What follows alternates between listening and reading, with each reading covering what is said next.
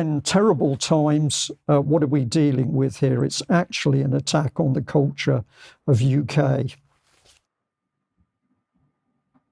It's an all-out assault on British culture, and it's manifesting in a number of different ways. And I'm going to talk to you a bit about this idea of cultural Marxism and the way that, in this instance specifically, the music industry is being used to normalize radical totalitarian ideas about the future of our society. So this is KITE Festival coming up on October 5th and 6th. This is a event focused on what they call ideas and music.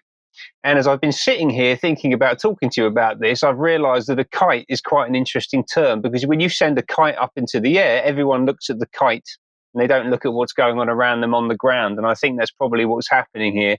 Now, this is brought to us by our old friends at Tortoise Media, who we speak about all the time. The new news business set up in 2018 by this fella, James Harding, former BBC and Times editor.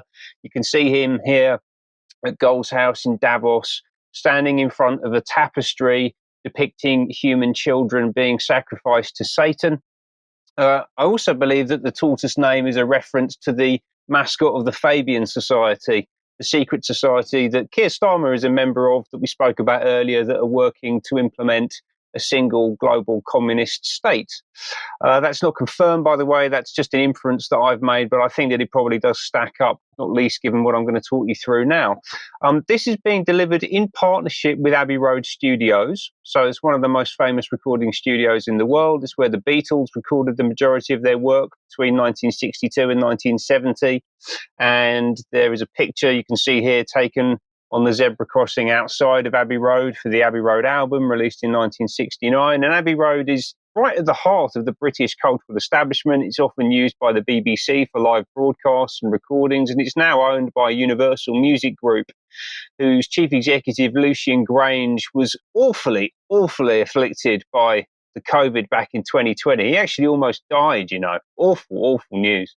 And actually does have official sanction from the BBC as well. This new festival, which has just appeared, it's in its third year, has got coverage from the BBC. They've helped them to promote it.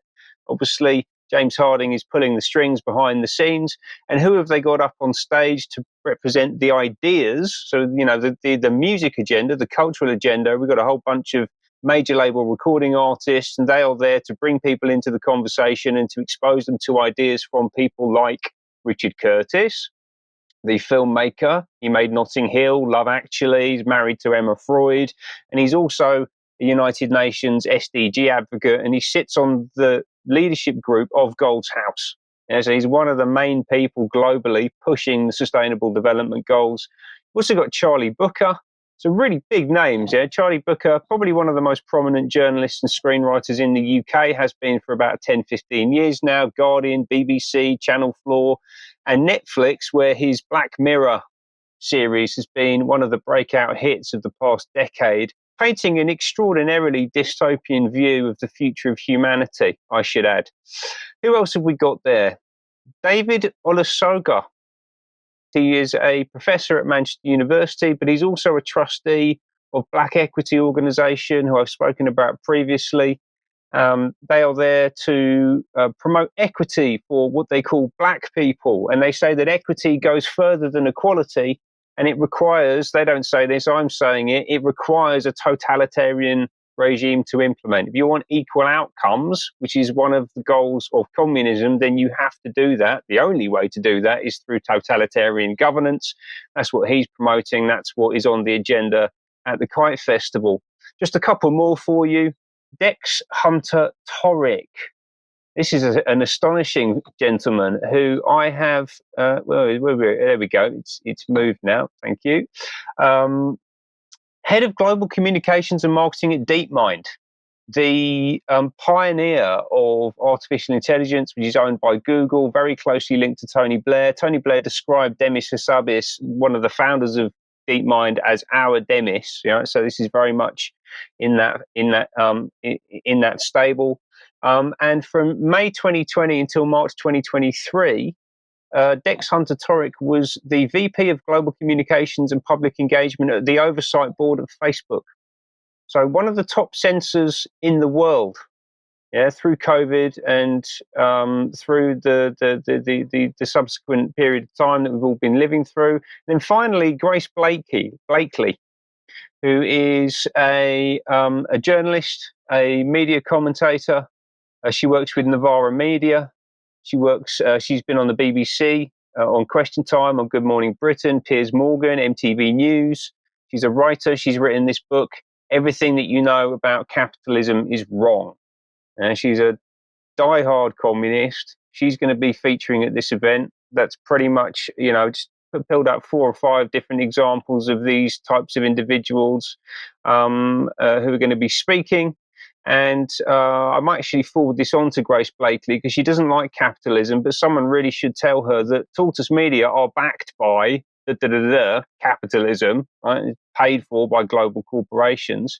And also she needs to be aware, in fact, anyone there needs to be aware that the Tortoise Media are very closely linked to the Rothschild Foundation, who own Waddesdon House. This is an event that they did earlier on in the year. The Rothschild Foundation is also known as Yad Hanadiv, which is